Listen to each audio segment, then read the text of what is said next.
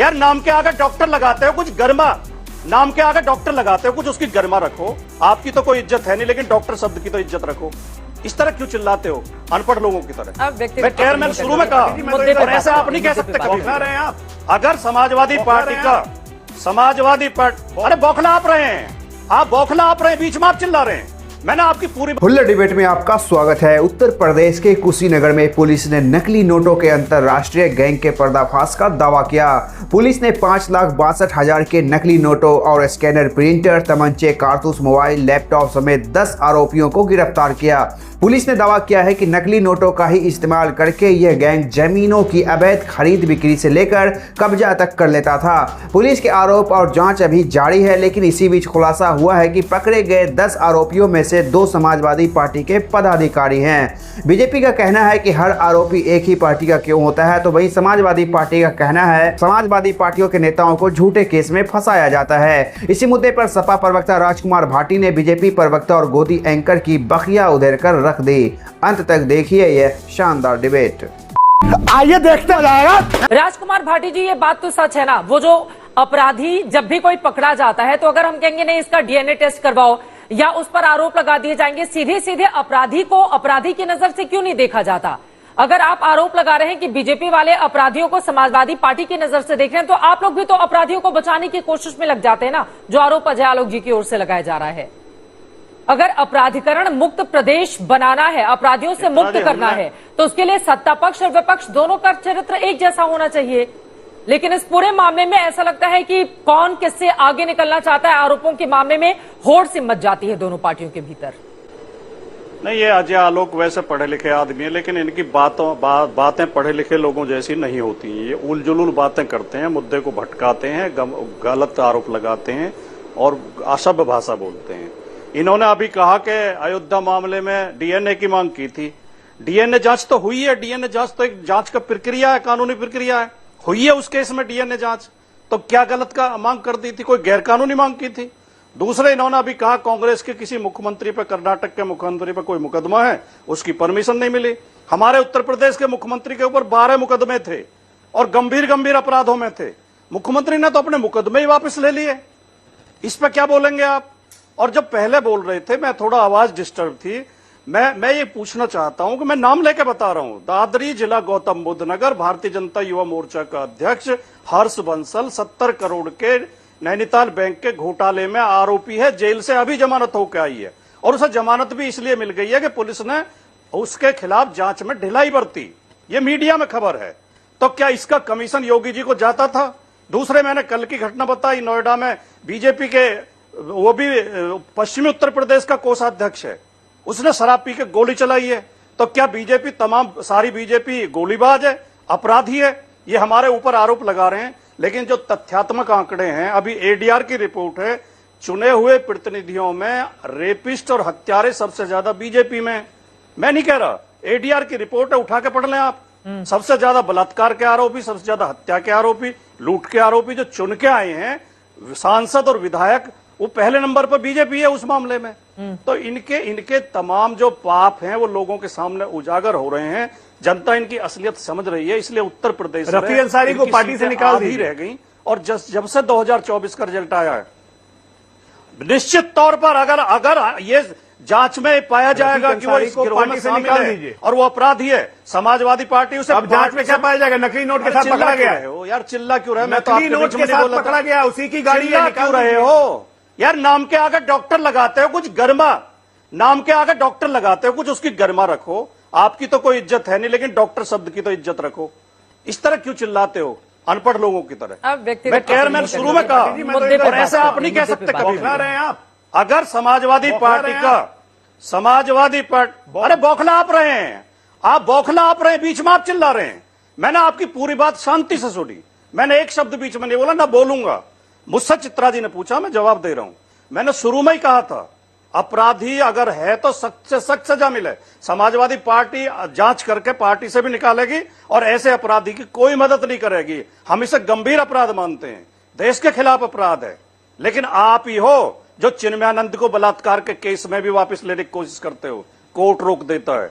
जो गुजरात में बलात्कारियों को रिहा करके उनकी पूजा करते हो, उन्हें संस्कारी बताते हो, जो कठुआ में बलात्कारियों के समर्थन में बीजेपी का झंडा लेकर जुलूस निकालते हो, वो आप ही हो। कुलदीप सेंगर को 1 साल तक बचाते रहते हो। जब जांच सीबीआई को जाती है 24 घंटे में सीबीआई को सबूत मिल जाते हैं, जबकि पुलिस के पास जांच थी तो आपके डीजीपी मुख्यमंत्री आवास के बाहर बाइट देते हैं मीडिया को, माननीय विधायक जी के खिलाफ कोई सबूत नहीं मिला है। ये आपके डीजीपी के शब्द थे, माननीय विधायक जी के खिलाफ कोई सबूत नहीं मिला है। और हाईकोर्ट ने जब जांच सीबीआई को दे दी, 24 घंटे के अंदर सबूत मिल गया और वो व्यक्ति जेल में है। ये बेशर्मी केवल भारतीय जनता पार्टी करती है। ठीक है, इनके नैतिक चरित्र में अपराध है, ये उसके बिना जी ही नहीं सकते। बिहार और यूपी के ये 2 ऐसे धब्बे हैं, आरजेडी बिहार में, समाजवादी पार्टी यूपी में, कि जातीय उन्माद फैलाकर और धार्मिक उन्माद फैलाकर एक जिसको हम कहते हैं तुष्टीकरण की राजनीति या जातीय राजनीति, उसी के कारण इनका आधार बचा हुआ है। नहीं तो अपराध से इनको कोई मतलब नहीं है, ऐसा तो चलते रहता है। ऐसे कहते हैं अपराध के बारे में, ये तो चलते रहता है, तो होते रहता है, कोई बात नहीं। सवाल ये उठता है कि आज जो नकली नोट की फैक्ट्री पकड़ाई है, कुछ दिन पहले मदरसा में पकड़ाई थी, आज एक समाजवादी पार्टी के नेता के यहां पकड़ाई, और संजोग से वो समाजवादी नेता भी अल्पसंख्यक समाज का है। तो ऐसे समाज, ऐसे लोगों की पहरेदारी करने के लिए पीडीए बनाया गया है क्या? अखिलेश यादव का कितना हिस्सा था जरा पूछें? इस नोटों की कमाई से जो भारत की अर्थव्यवस्था तोड़ने की जो साजिश हो रही है, पहले मदरसों से और समाजवादी पार्टी के नेताओं के घर से, इसमें अखिलेश यादव और समाजवादी पार्टी का कितना हिस्सा है? इसकी तो जांच एनआईए भी लेगा, निश्चित तौर पर एनआईए लेगा, और ये कड़ियां खुल के आएंगी। ये कोई छोटी मोटी घटना नहीं है।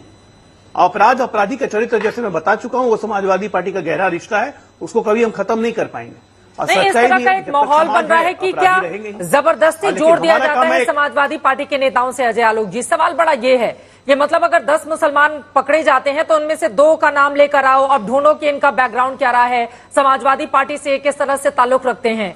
समाजवादी पार्टी ये आरोप आप लोगों पर लगा रही है कि जबरदस्ती बीजेपी ढूंढती है अपराधियों में, कि समाजवादी पार्टी से कैसे कनेक्शन निकाल लिया जाए।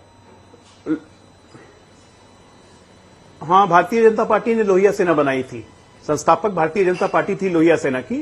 अखिलेश यादव को भी मुख्यमंत्री भारतीय जनता पार्टी ने बनाया था, उसके बगल में फोटो भी खिंचवाने के लिए भारतीय जनता पार्टी ने भेजा था। अरे ये थोथले खोखले राजनीतिक आरोप हम पे नहीं चिपकेंगे। आपका चरित्र ऐसा है, ये जनता के सामने आ रहा है। गाजियाबाद से गाजीपुर तक किसी से पूछ लीजिए कि अपराधी का मतलब क्या होता है, तो सीधा कहेगा समाजवादी पार्टी। और ये जो आंशिक सफलता लोकसभा में मिल गई ना, एक भ्रम फैला के, जो मैंने कहा जातीय और तुष्टीकरण का विचार फैला के, उससे ज्यादा उछलने की जरूरत नहीं है। सरकार में हमारा काम है आपराधिक तत्वों पे नकेल डालना, और वो योगी जी कर रहे हैं, और योगी जी की सरकार करती रहेगी। और किसी भी पार्टी का कोई आदमी हो, अपराधी नहीं बख्शे जाएंगे, नहीं छोड़े जाएंगे। अलग बात है 100 में से 90 अपराध समाजवादी पार्टी के यहां ही मिलते हैं। राजकुमार भाटी जी, उनकी बातों पर जवाब दीजिए। वो कह रहे हैं कि जबरदस्ती क्या ढूंढना, अगर किसी का बैकग्राउंड है और उसके बारे में लोगों को जानकारी दी जा रही है तो उससे क्या दिक्कत है? और वो ये भी आरोप लगा रहे हैं कि जहां जहां से अपराधी पकड़े जा रहे हैं, वो कन्नौज का, अयोध्या का, अब कुशीनगर का उदाहरण दे रहे हैं कि कोई ना कोई रिश्ता समाजवादी पार्टी से निकल आता है अपराधियों का। राजकुमार भाटी जी। नहीं, अजय आलोक जी ने जो बोला वो यही उम्मीद उनसे की जा सकती थी। इनसे इनका चिंता अपराध नहीं है, इनकी चिंता समाजवादी पार्टी है। और खास तौर से 2024 के रिजल्ट के बाद इन्हें बहुत बड़ी चिंता सता रही है समाजवादी पार्टी की। हर घटना को समाजवादी पार्टी से जोड़ देते हैं। इन्होंने कहा ये तो छोटी मोटी घटना, नकली नोट छापना। मैं नहीं मानता कि नकली नोट छापना छोटी मोटी घटना है, ये बहुत गंभीर अपराध है। एक तरह से देश के अर्थव्यवस्था के खिलाफ युद्ध छेड़ने जैसा है, देश को बर्बाद करने जैसा बहुत गंभीर अपराध है। और अगर इसमें किसी भी व्यक्ति का जो इसमें आरोपित हैं, जो इसमें अपराधी सिद्ध होंगे, समाजवादी पार्टी से संबंध निकलता है, तो हम इसके लिए देश से माफी भी मांगेंगे और उसके खिलाफ सख्त से सख्त कार्रवाई भी करेंगे। किसी अपराधी से हमारी कोई सहानुभूति नहीं है। किसी पार्टी से जुड़ा हुआ व्यक्ति अगर किसी अपराध में संलग्न पाया जाता है तो हम उसे बचाने के लिए कतई कोई प्रयास नहीं करेंगे। लेकिन सवाल ये है, जो अजय आलोक अभी कह रहे थे, इन्होंने कहा कि अखिलेश यादव को इसका कितना हिस्सा जाता था। अभी 2 महीने पहले नैनीताल बैंक में 70 करोड़ के घोटाले में भारतीय जनता पार्टी का दादरी नगर का अध्यक्ष भारतीय जनता युवा मोर्चा का हर्ष बंसल गिरफ्तार हुआ, जिसकी अभी 1 हफ्ता पहले जमानत भी हो गई है। पुलिस ने उसकी मदद की। तो क्या अजय आलोक जी मुझे बताएंगे कि इसमें योगी आदित्यनाथ को कितना हिस्सा जाता था? इसमें योगी आदित्यनाथ की कितनी हिस्सेदारी थी, कितना कमीशन था? अगर आपके नेता कमीशन ले रहे थे तब आपको सवाल पूछते हैं। कल की ही घटना है नोएडा में। कल नोएडा में शराब पीकर बीजेपी के नेता ने गोली चलाई है। उसे पुलिस ने गिरफ्तार किया है, उसकी गाड़ी सीज की है। तो क्या हम ये कहें कि बीजेपी अपराध करा रही है? ये जो दूसरी बात इन्होंने कहा कि सारे अपराधी समाजवादी पार्टी में, लेकिन आंकड़े कुछ और बताते हैं, तथ्य कुछ और बताते हैं। ठीक है, कुछ तकनीकी दिक्कत आ रही है, बहुत ऑडियो का प्रॉब्लम। साथियों, मेरा सीधा सा आप लोगों से एक सवाल है, क्या मौजूदा समय में उत्तर प्रदेश की राजनीति बदले की आग में जल रही है? बस एक दूसरे पार्टी के नेता या समर्थक होना चाहिए, सारा बदनामी उसके ऊपर, सारी कार्रवाई उसके ऊपर, सारा डिबेट विपक्ष के ऊपर, सारा सवाल विपक्ष के ऊपर, यहाँ तक बुलडोजर भी। और अगर गलती से अपने ही पार्टी का कोई निकल जाए तो कैसे मुंह दिखाएं, कैसे मुंह छुपाएं? बाकी जनता अपना देख ले। इस पर आपकी क्या प्रतिक्रिया हमें जरूर बताएं। वीडियो पर लाइक कमेंट करना ना भूलें। धन्यवाद।